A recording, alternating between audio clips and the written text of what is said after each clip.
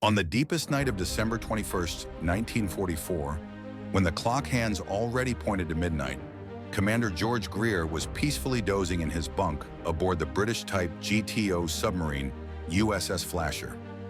This vessel, belonging to the U.S. Armed Forces, was gently gliding through the calm waters of the South China Sea, like a silent guardian watching over its borders in the dark night. Suddenly and completely unexpectedly, his sleep was interrupted by a loud and rough awakening, caused by noise and shouting echoing throughout the ship. This fierce argument, like a hurricane, erupted across the entire vessel, rousing every crew member. At that moment, two lookouts on the forward watch noticed something unusual on the horizon. A mysterious silhouette, like an enigmatic shadow, slowly emerging against the starry sky. Now the entire crew, as if momentarily frozen in their activities, was discussing what exactly they were observing. The commander, moved by curiosity and sensing the importance of the situation, slowly reached for the periscope to see for himself what was happening beyond the horizon. He saw how the quartermaster and the senior assistant, as if competing, elbowed each other to be the first to take control of the periscope. Then they pointed forcefully and insistently at a specific area under the map, as if trying to explain to each other the significance of this discovery. Some crew members speculated that it might be something like a large island or a rock, but they faced one problem. This shape, which appeared to be an island, was moving. There was no doubt. It was a Japanese tanker, and it was in motion. Time was very precious because a convoy consisting of several ships was rapidly heading toward this object, and USS Flasher was immediately ordered to engage. But another vessel blocked her path, the destroyer Vigilant, which stood in her way like a wall. Tankers moving along the coastline were surrounded by escort ships forming an impenetrable barrier from the sea, making the task for the American submarine even more difficult. Soon she found herself in an area that Commander Greer called the Greerder, a dangerous and highly important zone for completing the mission. The Japanese, it seemed, were guarding only one side of this convoy because they believed that the coastal waters were too shallow for dangerous clashes. Perhaps the depth there was only about 100 feet, making the risk of running aground or hitting the seabed very high. However, if USS Flasher was to prevent this vital fuel from falling into Japanese military hands, she had a chance to change the situation. At that time, in the distant year of 1940, the first stone was laid at the Electric Boat Company shipyard in Groton, Connecticut, for the construction of this vessel. It was launched on June 20th of the following year, part 2 of 7. This ship, belonging to the first series of American submarines from World War II, the G-class, was originally designed as a vessel for reconnaissance ahead of battleships. Its primary mission was to observe and gather intelligence. However, everything changed after the attack on Pearl Harbor. The mission of submarines like the USS Flasher was radically reassessed. They now became powerful, long-range weapons capable of striking Japanese ships hiding in the ocean. Thanks to their impressive range of up to 11,000 nautical miles, these vessels could remain at sea on patrol for up to 75 days without returning to port. The double-hulled design of the submarine provided not only extra space for storing fuel needed for such prolonged voyages, but also enhanced its protective features. The hull of the submarine, at 312 feet in length and with a displacement exceeding 1,500 tons on the surface, significantly outclassed most of its enemy counterparts in size. Such a large structure noticeably affected its maneuverability, making it relatively slow when submerged. In the early years of the war, it took about 45 to 50 seconds for the submarine to reach periscope depth, which was a fairly long time for a vessel of this type. However, the crew, demonstrating ingenuity and resourcefulness, managed to compensate for this drawback. They maintained a negative tank flooded on the surface and drilled additional holes in the superstructure for rapid flooding, ultimately reducing the dive time to 30 seconds. Flasher's armament included 6 bow torpedo tubes and 4 automatic torpedo launchers with a capacity of 24 torpedoes. Such formidable weaponry, combined with its phenomenal range and high performance, ensured that this submarine could serve as an effective commerce raider. Construction of the vessel began less than a year after its keel was laid. USS Flasher was commissioned by the United States Navy on September 25, 1943. Its command was entrusted to Lieutenant Commander Reuben T. Whitaker, who had already gained combat experience on the S-class submarine USS S-44. After completing all necessary trials and training related to the new ship, Flasher departed from New London to join the Pacific Fleet. He arrived at Pearl Harbor on December 16th of the same year, and by January 6th of the following year, he began his first combat patrol. His mission was to operate in the waters near Mindoro in the Philippines, and the crew hoped to demonstrate their combat readiness and effectiveness as soon as possible. It did not take long to confirm their combat value and achieve their first victory. On January 18th, the crew of Flasher spotted the Japanese gunboat Yoshida Maru, which had a displacement of about 2,500 tons. Lieutenant Commander Whitaker, directing the operation, carefully prepared an attack position, then maneuvered the submarine into an advantageous firing position and gave the command. As a result, a true barrage of torpedoes was unleashed, and the target was hit. The Japanese vessel was quickly sent to the bottom, turning into a watery grave. This victory boosted the crew's confidence, and eager to achieve further success, Flasher continued its patrol off the coast of Manila. On February 5th, while patrolling the waters near the Philippine capital, the submarine struck again, sinking the cargo ship Talon Maru. Less than 9 days later, it encountered 2 more ships from the same convoy. During this patrol, Flasher, with a precision worthy of the best craftsmanship, torpedoed the vessel Min Maru, which had a displacement of 1,629 tons, destroying it in just a few minutes. Without delay, the submarine then targeted a larger ship, Juan Maru, with a tonnage of 3,712, thereby completing its successful and eventful patrol. After this combat sortie, the crew headed to Fremantle, Australia, for repairs and maintenance. The arrival took place on February 29th, just over a month after the previous sortie. Following the repairs in early April, the submarine once again went to sea, this time heading toward the coast of French Indochina, which at that time was under Japanese occupation. This region was of strategic importance to the Japanese, as it allowed control over access to Vichy, the French colony linked to France. Once again, the hunt proved successful. Flasher finally found what it was searching for, whereas its previous patrols usually ended with encounters with individual cargo ships or small convoys protected only by weak escorts. This time, it faced an entire group of 13 merchant vessels escorted by a convoy, posing a much more serious threat. However, despite the danger, Commander Whitaker refused to let fear stop him. He demonstrated all his growing skill in underwater warfare, showing patience and precision.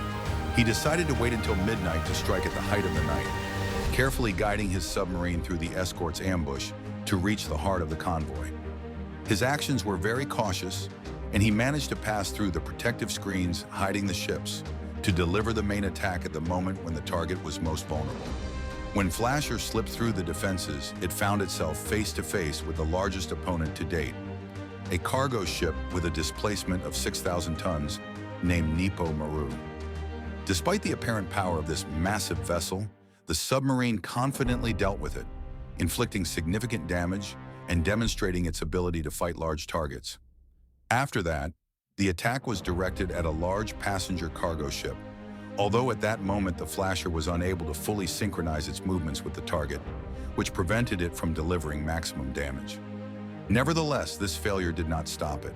A week later, it went out to sea again and achieved a new victory by sinking the Koto Maru, a cargo ship with a capacity of 3,067 tons, her second major trophy in a short period of time.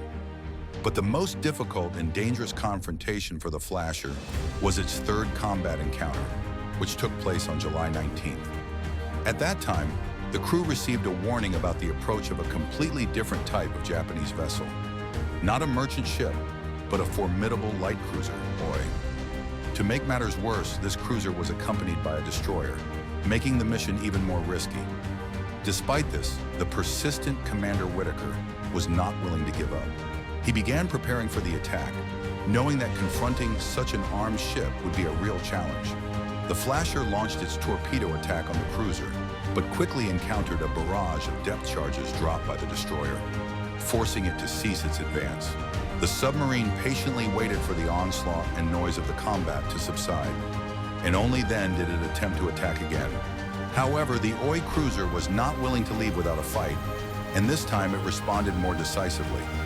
launching new depth charges, ultimately resulting in the cruiser being unable to escape, while the Flasher crew carefully observed through the periscope to determine the enemy's position. Soon it became clear that the targeted cruiser was alone, as its accompanying destroyer had either retreated or been destroyed. As a result, the vessel that was previously its protector ended up in ruins on the seabed. Meanwhile, the third patrol of the Flasher was not yet over. A week after this dangerous battle, she went out to sea again to continue her mission. This time, she sank the merchant tanker Ororama Maru and seriously damaged another, Tosan Maru, also with a capacity of about 3,500 tons. Later, this damaged tanker was finished off by other submarines, USS Angler and USS Cal. Having expended all her torpedoes, the Flasher, feeling a sense of accomplishment and victory, returned to the Fremantle port, arriving on August 7th. The results of her actions during this period were very impressive. She successfully destroyed several targets, ranging from cargo ships to... Shortly after beginning her combat service, the submarine named Swift participated in a powerful torpedo attack that resulted in her sinking to the seabed along with her cargo. 600 mines and 100 depth charges. This attack occurred in the midst of intense fighting, and the consequences were quite serious for the enemy. 9 days later, once again demonstrating its combat power, the Flasher team struck an enemy cargo ship with a tonnage of 6,974 tons. This attack resulted in the sinking of the Ural Maru, further proving the submarine's effectiveness. Not resting on its laurels, on October 4th, thanks to these victories, another vessel was added to the list of victims, the Tayan Maru, indicating a rapid increase in the number of ships destroyed by the enemy. Lieutenant Commander Whitaker, the commander of this submarine, firmly established his team as one of the most dangerous and formidable units of the Pacific Fleet. His achievements were highly recognized. On October 20th, when the submarine returned to base, its successes spoke for themselves. In just 4 patrols, it had destroyed 15 Japanese ships and damaged several others. These accomplishments made Whitaker one of the most respected and prominent commanders among sailors of that time. His skills and achievements were honored with awards. He received the Navy Cross and 2 gold stars, symbolizing his outstanding merits and heroism. However, despite these notable successes, the U.S. Navy maintained a policy of rotating submarine commanders. This measure was necessary to disseminate combat experience and to prevent fatigue and overexertion among commanders, which could negatively impact the vessel's combat readiness. Therefore, after several successful patrols, the command decided to replace Whitaker with a new commander, George W. Greeter. Although this was Greeter's first experience leading a submarine, he already had extensive experience. Previously, he served as the executive officer on the USS Pollock and USS Hawk Bill, where he was mentored and trained by the best submarine commanders of the Pacific.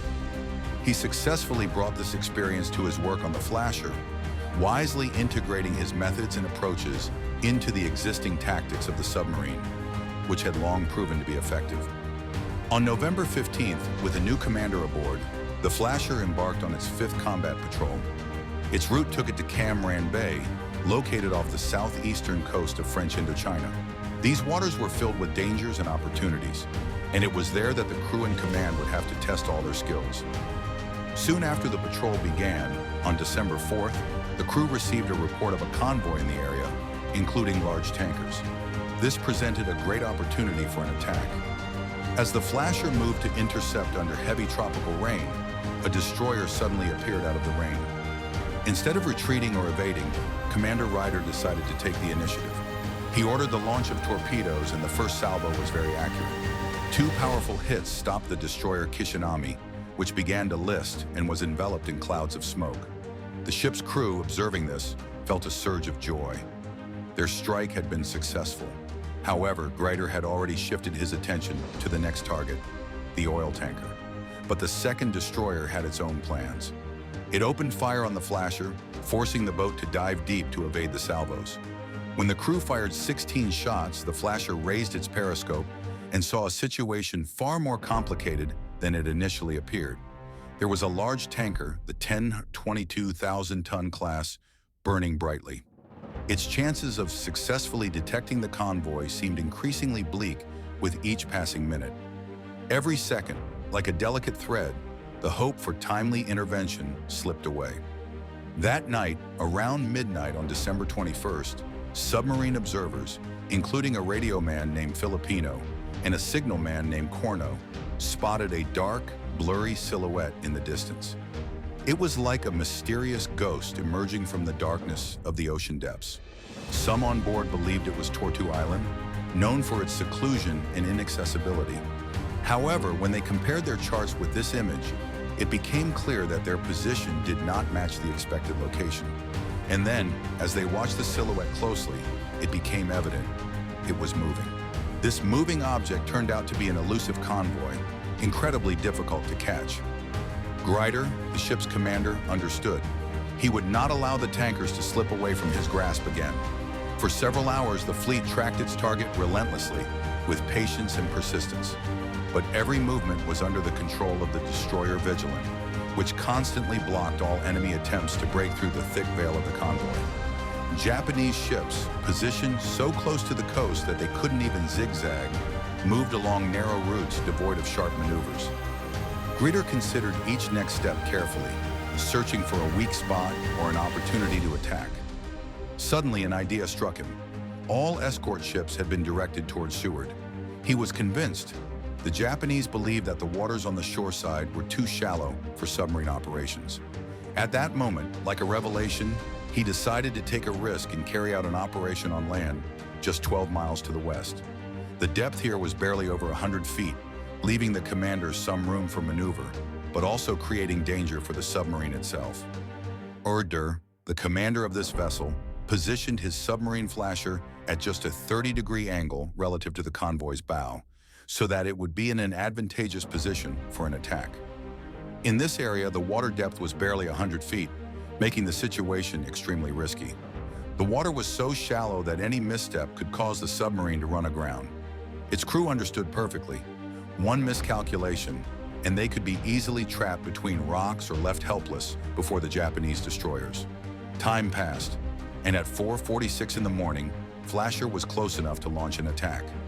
Commander Greer ordered all 6 bow torpedo tubes to be fired, 3 torpedoes for each of the first 2 tankers, and then turning to fire the stern tubes at the 3rd vessel. Within seconds, the night gave way to a blaze of fire and flames. The 3 ships, twins, Omorosan Maru and Tasan Maru, as well as the giant, over 10-ton Aramaru, sank into fire and smoke. The crew of Flasher, witnessing this, clenched their teeth, preparing for a possible enemy counterattack. But nothing happened. It was later revealed that the Japanese, seeing the submarine operating in such shallow waters, believed she had likely run into a minefield. They couldn't believe that a submarine could boldly venture into such dangerous depths. If Flasher had managed to escape intact, she would have had to avoid the discovery to avoid falling into its trap. Recalling his desperate situation, crew member Roe Brown later recounted that the only advantages of the submarine were good torpedoes and the ability to dive. They, however, had no torpedoes and scraped along the seabed for the rest of the mission. Flasher completed her military service, leaving a bright mark in history. During her wartime service, she received high praise and deserved awards for her achievements. In particular, she became the American submarine that sank the greatest tonnage of enemy ships during the entire conflict. She managed to destroy 21 vessels totaling 10,231 tons. This achievement was especially impressive considering her combat career lasted just over a year, 13 months. For her outstanding success, she was awarded a presidential citation for 3 of her patrols, the 3rd, 4th, and 5th. Additionally, she received 6 battle stars, 1 for each completed patrol during the war. After the end of hostilities on March 20th, 1946, Flasher was decommissioned and transferred to the reserve fleet in the Atlantic. She was officially struck from the Naval Register on June 1st, 1959. Exactly 4 years later, in 1962, she was sold for scrap, dismantled for metal. Today, her combat conning, tower, and command bridge can be seen at the center of a memorial located in Groton, Connecticut. This memorial is dedicated to the memory of 15 of the 12 U.S. submarines lost during World War II, along with their crews. It honors those who gave their lives in the fight for their homeland and commemorates their heroic deeds.